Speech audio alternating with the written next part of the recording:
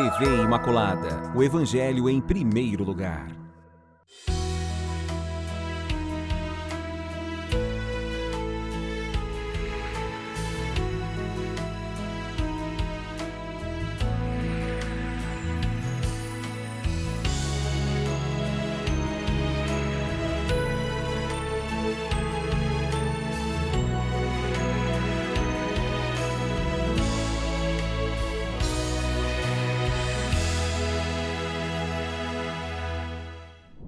Olá, queridos amigos, iniciando o nosso programa Páginas da Bíblia, agradecendo já assim de começo aos nossos mestres, porque vai ficando difícil de achar professor assim desse quilate.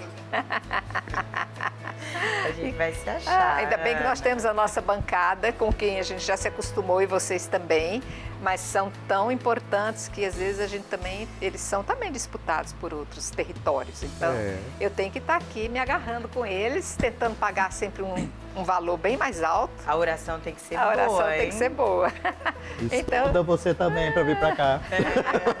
Está disponível, né? Então, por isso que eu quero agradecer imensamente mais uma vez. Muito obrigada, Padre Carlos. Olá. Muito obrigada, professora Maíla. Eu que agradeço mais uma vez. Obrigada a vocês. Gente, deem valor isso aqui. Gente, olha a preciosidade que é estudar, e como a gente estava avaliando no programa anterior, nós já estamos acabando o ano, mas nós estamos acabando o Pentateuco. Vocês já caíram em si dessa realidade? O que foi estudar esses 5 livros ao longo deste ano foi muita riqueza. Então, se você tem algum amigo que não está entendendo, que quer conhecer, ou por outra, tem um pouquinho de tempo sobrando e que quer conhecer isso aqui, apresente para ele. Vá às nossas plataformas, descubra lá onde é que está o nosso programa TV Imaculada, e você vai encontrar essa riqueza desde o nosso primeiro programa com o livro do Gênesis, tá? Estamos terminando então. Já começamos no programa anterior o nosso capítulo 18, estamos na metade do livro do Levítico. Vamos agora ao continuando o capítulo 18, a partir do versículo 9, que vai dizer: Quando entrares na terra que Yahvé teu Deus te dará, não aprendas a imitar as abominações daquelas nações. Que em teu meio não se encontre alguém que queime seu filho ou sua filha, nem que faça presságios, oráculos, adivinhações ou magia, ou que pratique encantamentos, que interrogue espíritos ou adivinhos, ou ainda que invoque os mortos. Pois quem pratica essas coisas é abominável a Yahvé, e é por causa dessas abominações que Yahvé teu Deus as desalojará em seu favor. Tu serás íntegro para com Yahvé teu Deus. Eis que as nações que vais conquistar ouvem oráculos e adivinhos. Quanto a ti, isso não te é permitido por Yahvé teu Deus. Yahvé teu Deus suscitará um profeta como eu no meio de ti, dentre os teus irmãos, e vós o ouvireis. É o que tinhas perdido a Yahvé, és o que tinhas pedido a Yahvé teu Deus no Horebe, no dia da Assembleia. Não vou continuar ouvindo a voz de Yahvé, meu Deus, nem vendo este grande fogo para não morrer. E Yahvé me disse: eles falaram bem. Vou suscitar para eles um profeta como tu, do meio dos seus irmãos. Colocarei as minhas palavras em sua boca, e ele lhes comunicará tudo o que eu lhes ordenar. Caso haja alguém que não ouça as minhas palavras, que este profeta pronuncie em meu nome, eu próprio irei acertar contas com ele. Todavia, se o profeta tiver a ousadia de falar em meu nome uma palavra que eu não tiver ordenado, ou se ele falar em nome de outros deuses, tal profeta deverá ser morto. Vou parar por aqui, porque aqui continuam, né, na verdade, as orientações de que Deus, acima de tudo, deve ser honrado, procurado e mantido entre eles, né, Padre? Aqui se trata então da questão da profecia. Veja que traz uma relação grande aqui de outros modos, dos outros povos, né, que querem conhecer questões que a gente chama em geral de destino, vamos dizer assim, né? Ou como se guiar, etc. e tal. Então você tem aí essa lista grande, né? além de citar os sacrifícios humanos e a invocação dos mortos, a consulta às vísceras das aves, essas adivinhações, aqui diz também do astrologia e tudo isso, né? Então entra uma série de práticas, poderíamos generalizá-las dizendo adivinhatórias ou querendo conhecer, como disse, as questões do destino, do que vai acontecer, ou como devo fazer, etc. e tal. Então aqui tudo isso é proibido a quem é de Deus, porque nós sabemos é a palavra de Deus que deve guiar a nossa vida e não outra coisa. Então todas essas outras práticas, né, que a gente pode ir atrás, ou eles poderiam ir atrás como os outros povos, proibido, né? É a palavra de Deus, então realmente que deve guiar a todos nós. E quando fala, né, da palavra de Deus, que vai guiar a todos, então nós temos, né, a própria lei, tudo isso que está sendo transmitido por meio de Moisés, e entra a figura importantíssima do profeta, do verdadeiro profeta, que vai dizer em nome de Javé aquilo que é necessário naquele momento, que vai além da lei. Ou seja, como o magistério da igreja faz hoje em relação à Sagrada Escritura, né? A Sagrada Escritura nos dá todo o arcabouço necessário para guiar a nossa vida, mas às vezes aparecem, ou constantemente, né, ao longo da história aparecem circunstâncias em que a palavra ou a lei não diz claramente, digamos assim, sobre essa circunstância em particular. Então surge a figura do profeta que vai transmitir então para a circunstância concreta aquilo que seria a vontade de Deus. Evidentemente que, como acontece conosco hoje ainda na nossa igreja, o que a profecia diz, claro que não vai estar contra a lei, vai dar uma orientação a mais, vamos dizer, né, nessas circunstâncias concretas, assim como aquilo que o magistério ensina não pode ir contra a Escritura, mas vai complementar diante de uma situação particular, né? E tudo isso daqui faz então com que a gente perceba mais uma vez, né? Assim como não pode haver outros deuses diante de Javé, não podem existir outras palavras diante da palavra de Javé. E aí o profeta é aquele que em nome de Javé vai dizer então o que é necessário naquele momento ser conhecido, ser orientado melhor. Padre, mas e aquele católico que amanhece o dia, faz suas orações, mas antes de sair de casa, peraí, deixa eu ver, o meu signo é Libra, deixa eu ver o que Libra diz para hoje.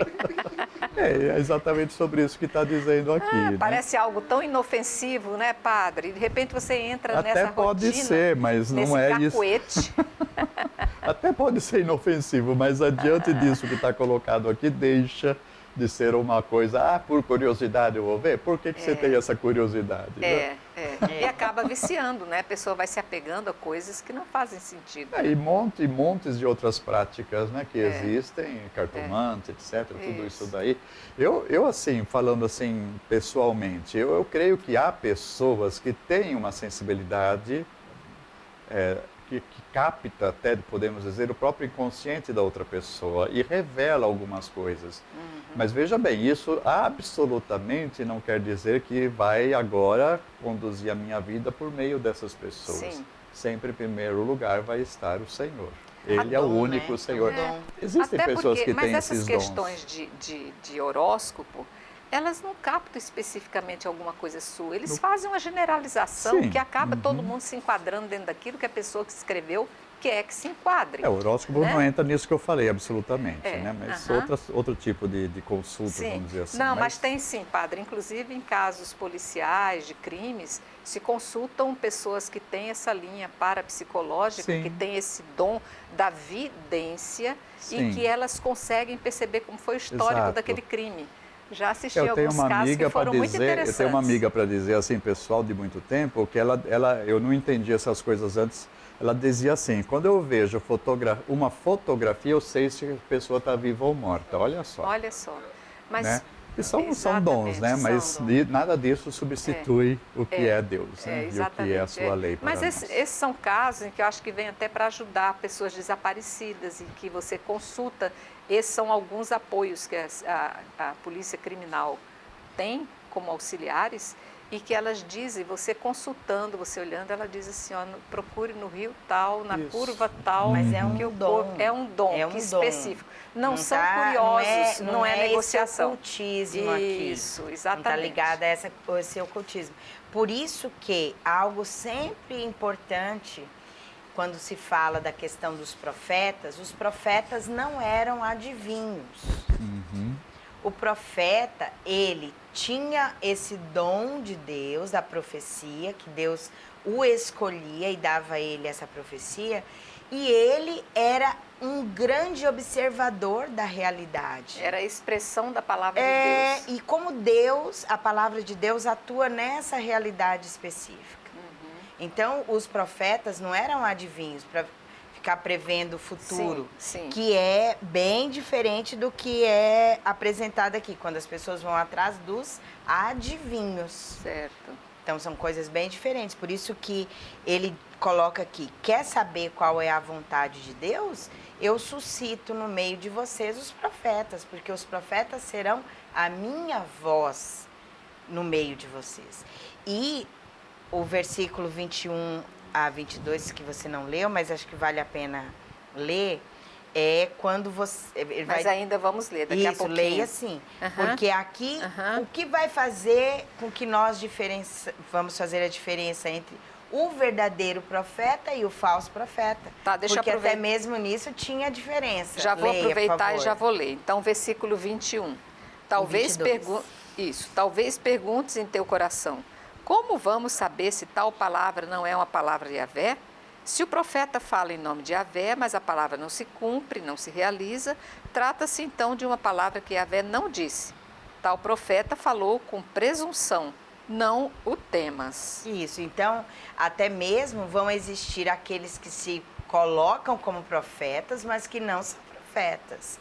Como a gente vai saber diferenciar o verdadeiro do falso profeta? Aquele que falar e a profecia se cumprir como palavra de Deus, esse é o verdadeiro profeta.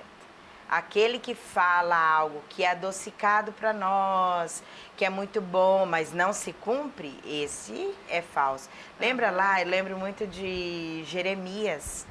Jeremias, diante da possibilidade do exílio, que o povo poderia ser levado ao exílio da Babilônia, Jeremias dizia, olha, cuidado, vamos mudar nossas atitudes, porque o exílio vai chegar, a Babilônia vai nos dominar.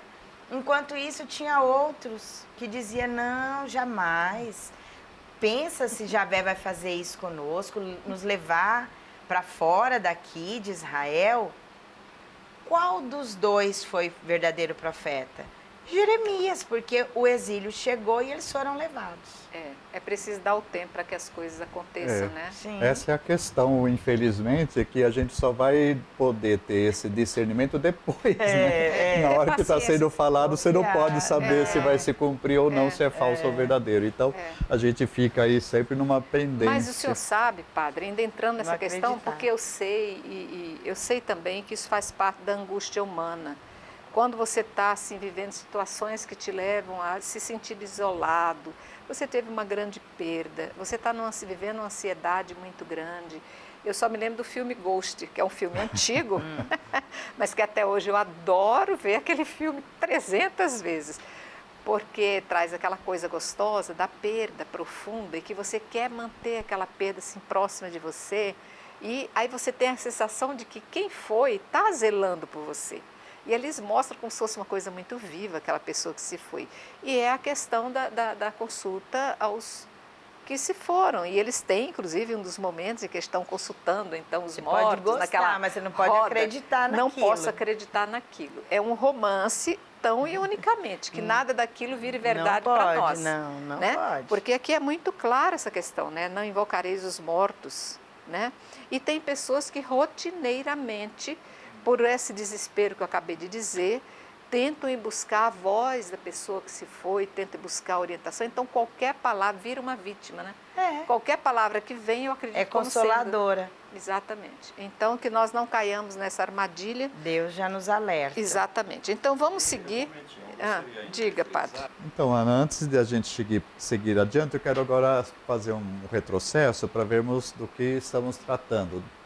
E terminando esse capítulo 18, estamos terminando um assunto que o livro tem trazido para nós a partir de 16, 18, quando começou a falar dos juízes de cada local, depois falou-nos do Tribunal do Templo, que é a segunda instância, depois veio falar a respeito do rei, né?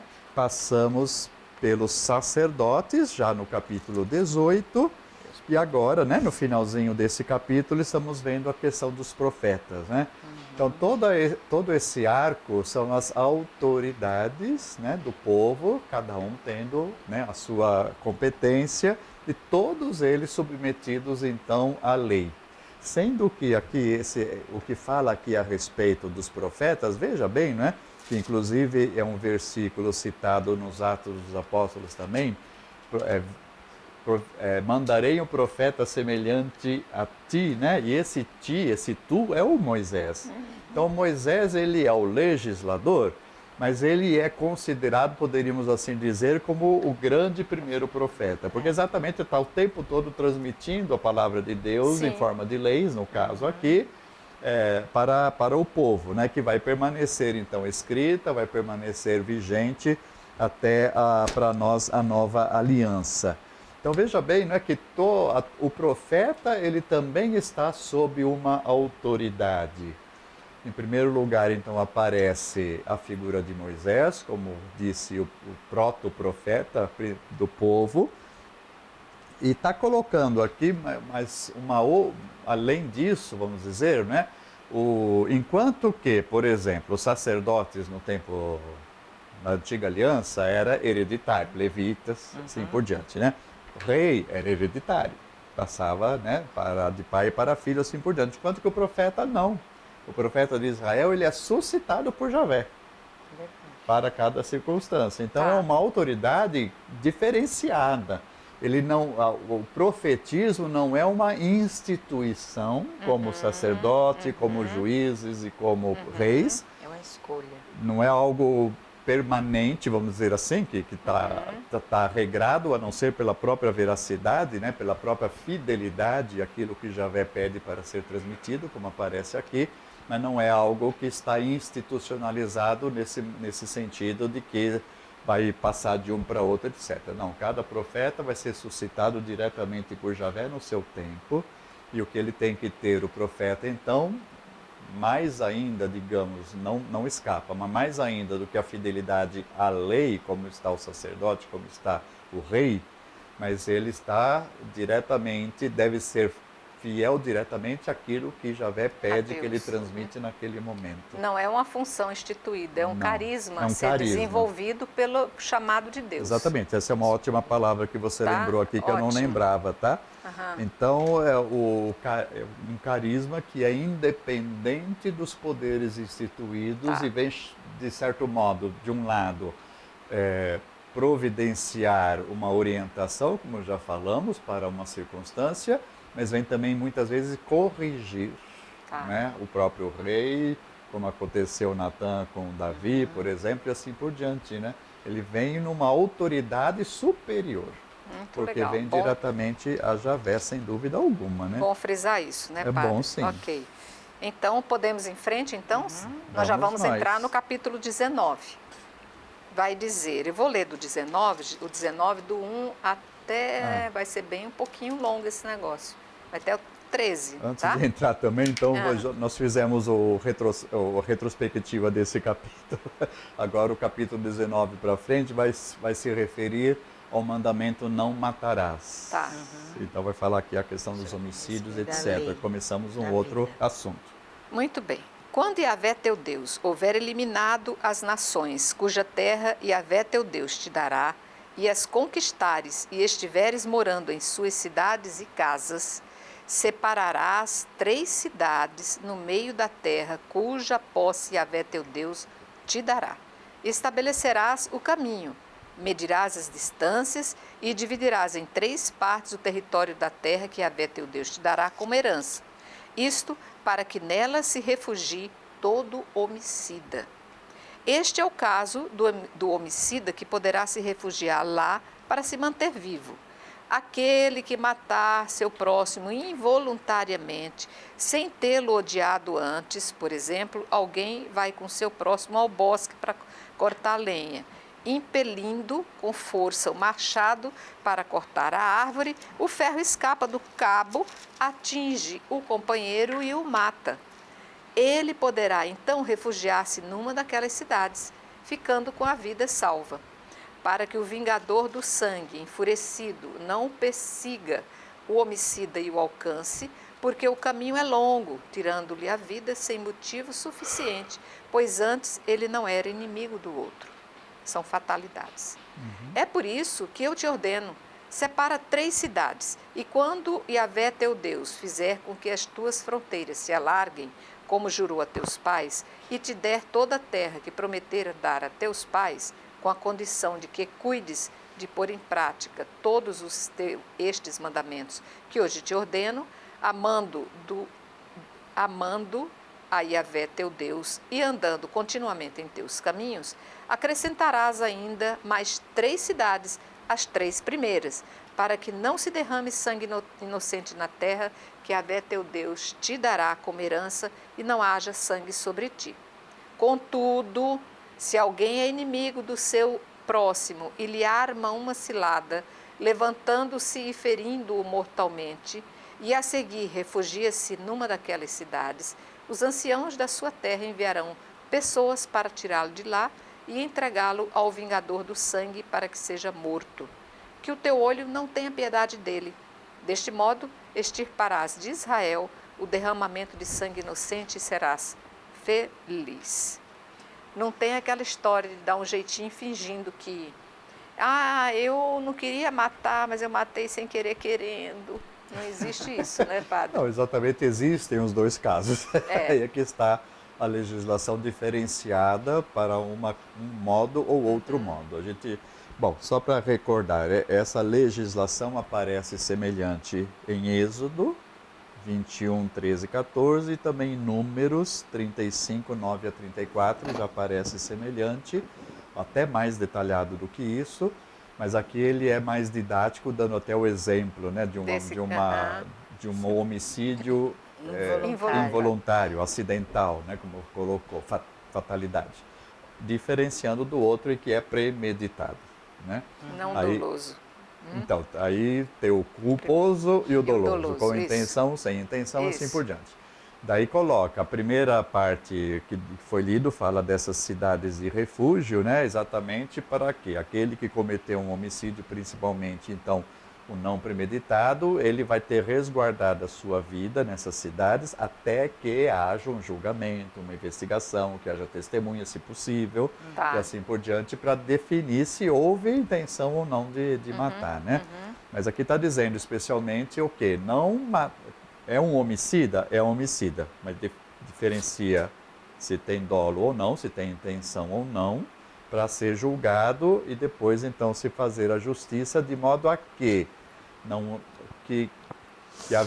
o vingador de sangue, que fala aí, aquele que vai matar um homicida da sua família, de alguém da sua família, ele não venha a matar um inocente, né? Então, primeiro tem que se estabelecer se houve a intenção ou não, para depois se fazer a justiça, né? Agora, aqui ele fala na segunda parte, se já era sabido que tinha ódio, né, de um para com o outro, tal, então se supõe, né, muda. se supõe que foi algo premeditado. Já tinha até, digamos assim, ameaçado de morte, né, sim. anteriormente, então a coisa fica mais feia, daí o vingador do sangue vai fazer a justiça de matar o homicida que teve a intenção. Maíla, eu sei que você vai ter uma colocação para fazer, mas eu vou pedir um pequeno intervalo para que a gente possa ter mais folga para discutir o andamento desse entendimento. Já voltamos.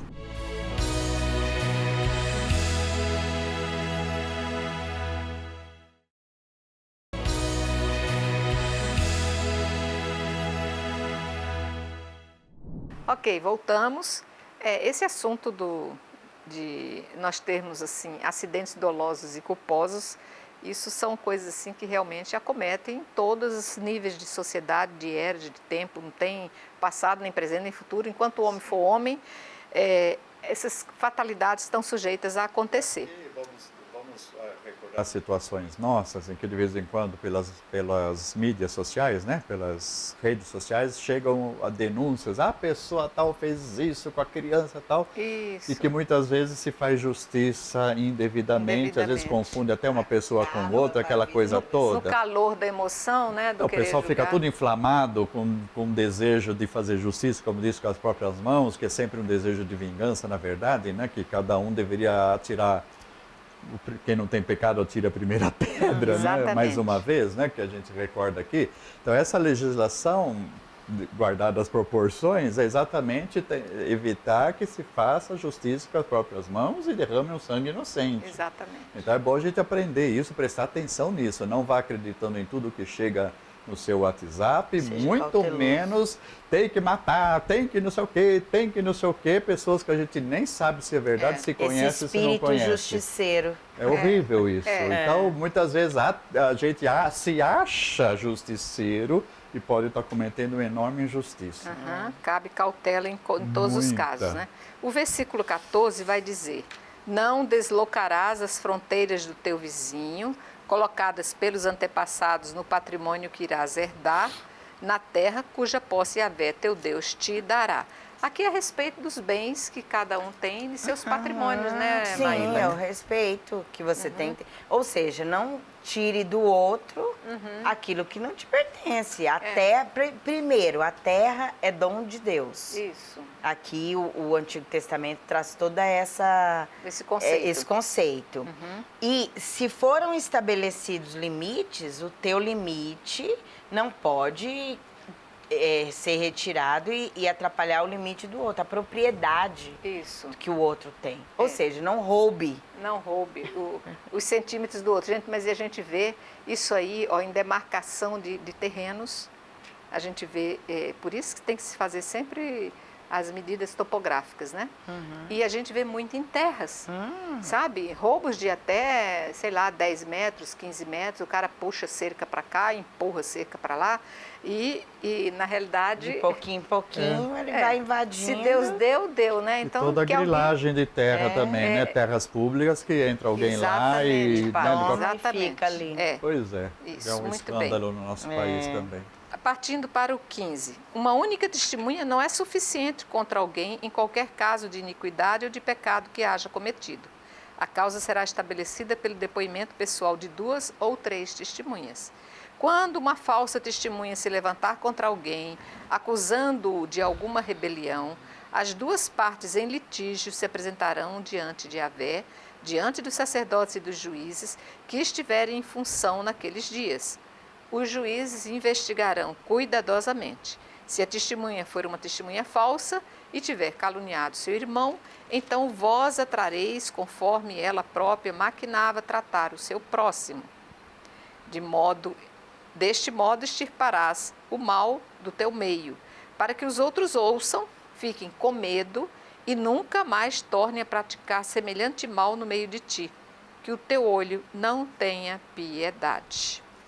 Então, sempre, É o mandamento do... sempre as penas exemplares que já falamos anteriormente, né? Quer fazer uma pena exemplar para que não prolifere, né? Exatamente. Sempre tem que tomar Aqui cuidado. ele retoma, você vai percebendo que ele vai retomando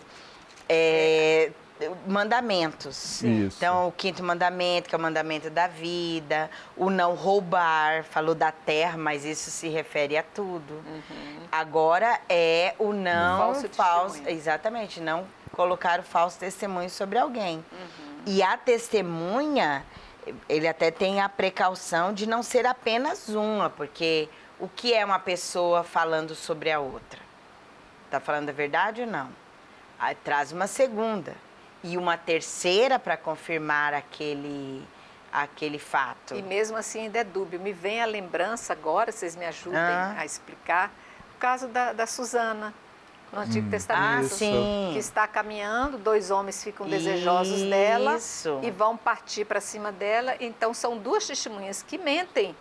Então, na realidade, às vezes, um grupo de 5 testemunhas não quer dizer nada. Exatamente. Se houver uma entrou a complô. profecia para poder desmascarar a mentira. A Suzana, exatamente. Livrá-la Livrá-la da morte. do falso testemunho, porque ela ia ser condenada à lapidação. Exatamente. Então, aqui o cuidado que aponta não só sobre aquele que está sendo imputado a ele um fato, mas também o perigo de você ser uma falsa testemunha e levar alguém à morte, Isso. ao escândalo. Porque lá para trás a gente viu, não, aqui mesmo, na verdade, a boa fama da pessoa, o nome da pessoa, porque aqui o falso testemunho, ele não vai tirar a vida em si, mas ele pode tirar a fama da pessoa, a honra, o nome que aquela pessoa traz.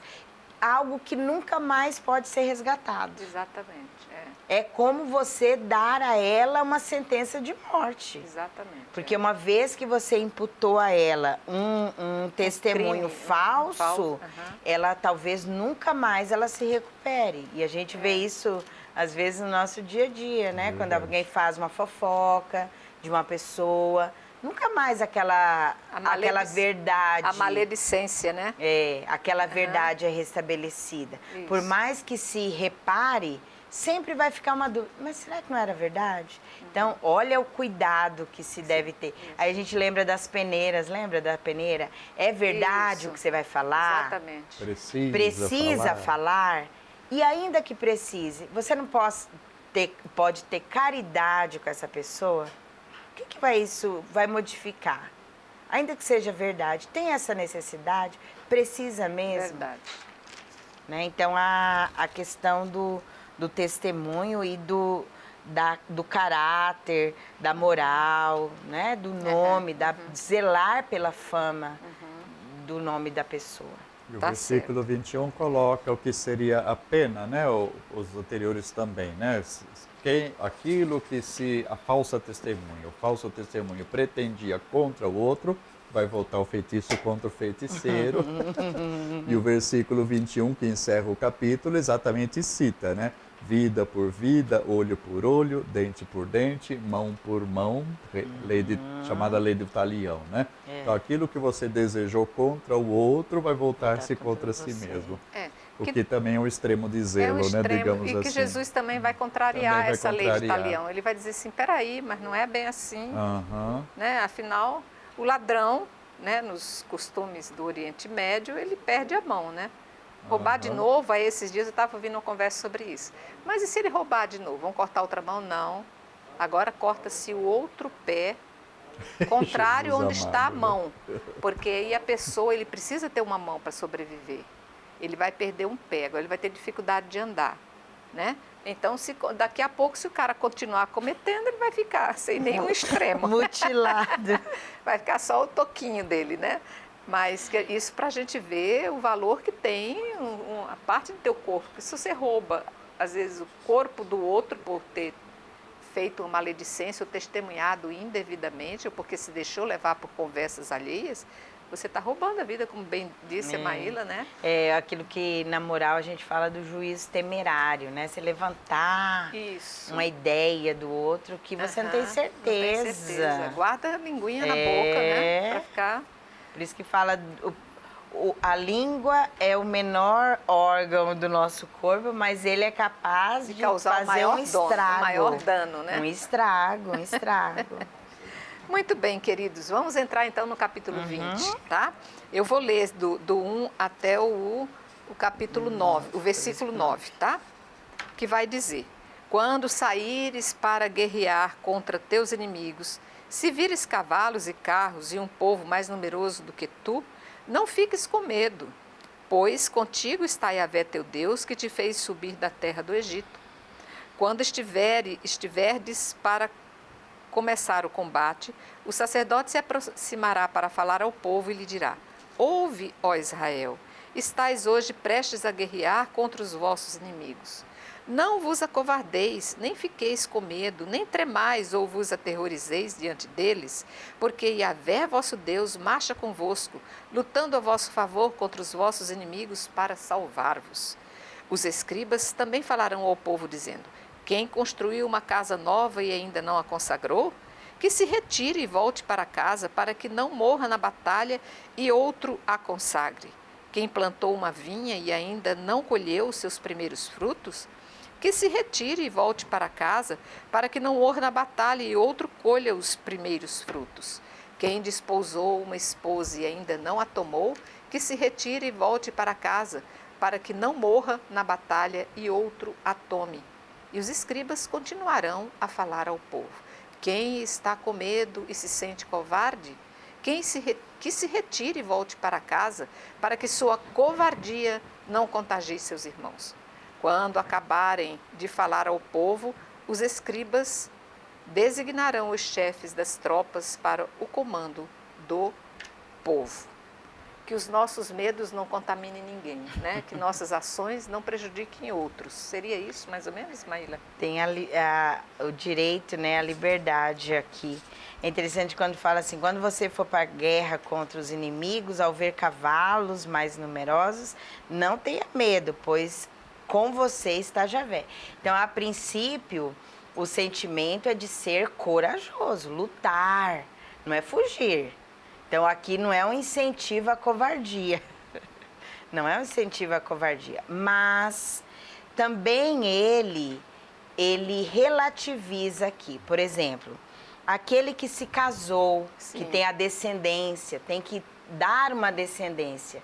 Se for possível voltar, volte para casa. Estabeleça esse casamento, né? Essa consumação do casamento. Aquele que plantou a vinha, mas não colheu ainda, ou seja, o sentido de você cuidar, usufruir do seu trabalho, se tem essa possibilidade, sem prejuízo do coletivo, pode voltar. Então, o conceito maior é a coragem, a luta, o coletivo. Mas se isso não for em prejuízo e você tiver que cuidar daquilo que é teu bem, um bem maior, você não precisa ter medo de assumir essa condição, né? Então, acho que é um pouco isso que o texto vem aí dizer para nós. São 3 casos que a gente poderia dizer de primícias, né? A gente tem que ser cuidado, a primícia que visa, na verdade, uma continuidade do próprio povo, da própria propriedade e seu bem-estar. Aqui a gente percebe, nas entrelinhas, mais uma vez, que se trata, como o início do capítulo diz, quando fores entrar e conquistar a terra, né?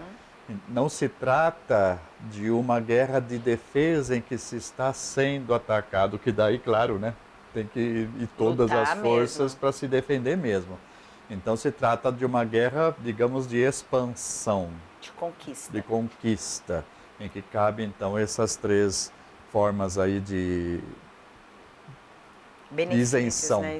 De isenção entre aspas, do serviço militar, né? Então, aqui trata-se desse contexto.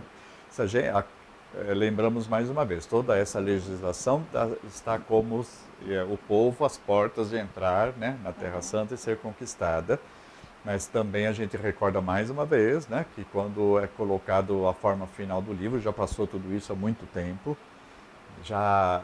Inclusive, o trecho anterior estava colocando para a gente de quando das cidades de refúgio, que a gente viu agora de pouco, falava o quê? Vai estabelecer 3 cidades de refúgio no território, né, bem equidistantes, para que facilite o homicida ir até lá. Quando expandir as fronteiras que o Senhor vai permitir, vai estabelecer outra vez. Então aqui está colocando situações não apenas da conquista da Terra Santa, mas do período de expansão que houve com Salomão, com Davi e outros poucos períodos. Nesse momento em que o livro é colocado na sua última forma, Israel nem podia pensar praticamente numa guerra de expansão, ele estava sob domínio, né? Já tinha passado pelo domínio babilônico, pelo domínio persa e estava prestes a entrar outra vez no domínio dos gregos e depois dos Seleucidas, Lágidas e o Império Romano no final das contas. Então é uma legislação que contempla períodos em que Israel estava para entrar na terra ou que teve a expansão além das suas fronteiras, mas aqui é só uma recordação, digamos assim, porque estava fora de cogitação nesse momento Israel fazer alguma guerra de conquista. Ok, podemos avançar então. Vamos ao versículo 10 do capítulo 20. Quando estiveres para combater uma cidade, primeiro propõe-lhe a paz. Se ela aceitar a paz e abrir-lhe as portas, todo o povo que nela se encontra ficará sujeito ao trabalho forçado e te servirá. Todavia, se ela não aceitar a paz e declarar guerra contra ti, tu a sitiarás. E Yahvé teu Deus a entregará em tuas mãos e passará todos os seus homens ao fio da espada. Quantas mulheres, crianças, animais e tudo que houver na cidade, todos os seus despojos, tu o tomarás como presa. E comerás o despojo dos inimigos que Yahvé teu Deus te entregou. Fará o mesmo com todas as cidades que estiverem muito distante de ti, as cidades que não pertencem a essas nações. Todavia, quantas cidades dessas nações que Yahvé teu Deus te dará como herança, não deixarás sobreviver nenhum ser vivo. Sim, sacrificarás como anátema os heteus, os amorreus, os cananeus, os ferezeus, os heveus e os jebuseus, conforme Yahvé teu Deus te ordenou, para que não vos ensinem a praticar todas as abominações que elas praticavam para seus deuses. Estaríeis pecando contra Yahvé vosso Deus. Quando tiveres que sitiar uma cidade durante muito tempo, antes de atacá-la e tomá-la, não deves abater suas árvores a golpe de machado, alimentar-te-ás delas, sem cortá-las. Uma árvore do campo é por acaso um homem, para que a trates como um sitiado?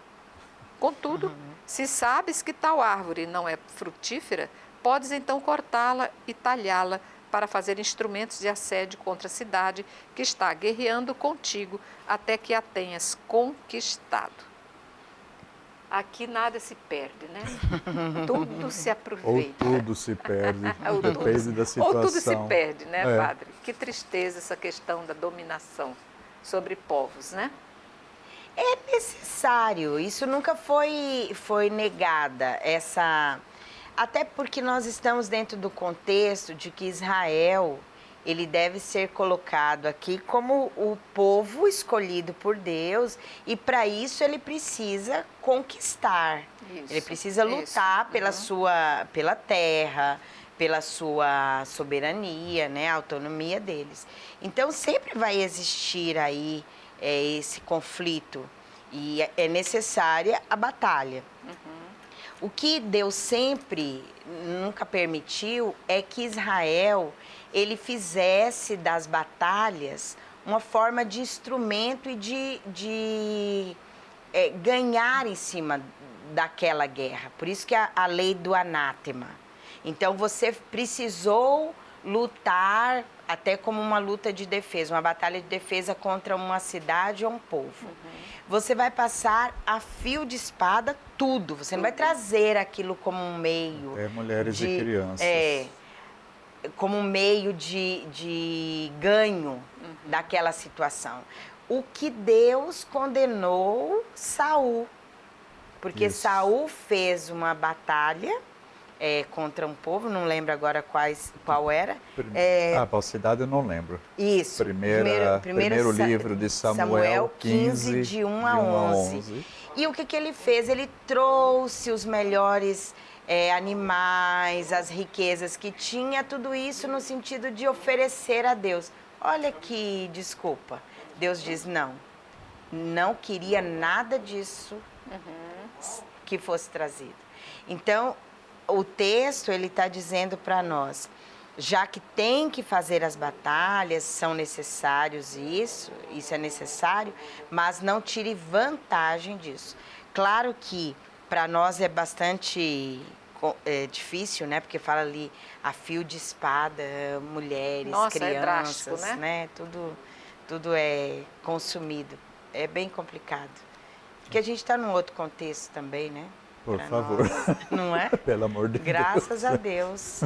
Graças a Deus. Deus. Mas A tal da Guerra Santa, né? Que sempre é um passa desastre. tudo, né?